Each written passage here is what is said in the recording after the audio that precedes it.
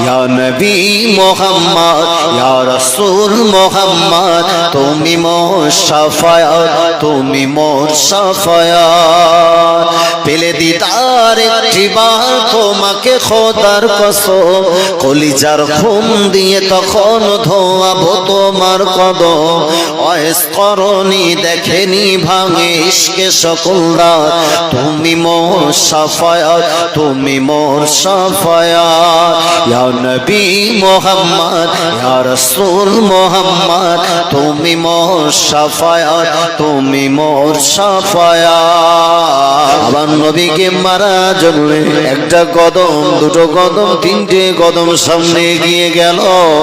আমার নবীর পিঠটাকে খালি রেখে দেবে সাদ বিন আবি ওয়াক্কাস হাত থেকে চাবুকটাকে জমিনের উপরে ফেলে দিয়ে আল্লাহ নবীকে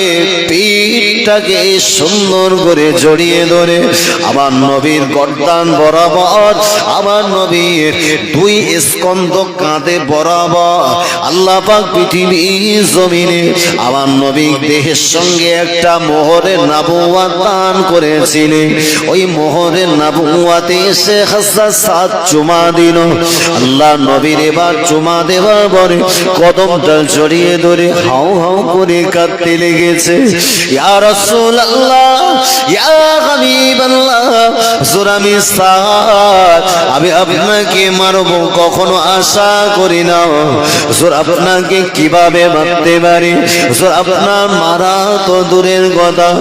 আপনার জন্য সাদ বিন আবি ওয়াক্কাস সহ সাদ বিন আবি ওয়াক্কাসের পিতা মাতা কুরবান হয়ে যায় ইয়া রাসূলুল্লাহ ইয়া হাবিবাল্লাহ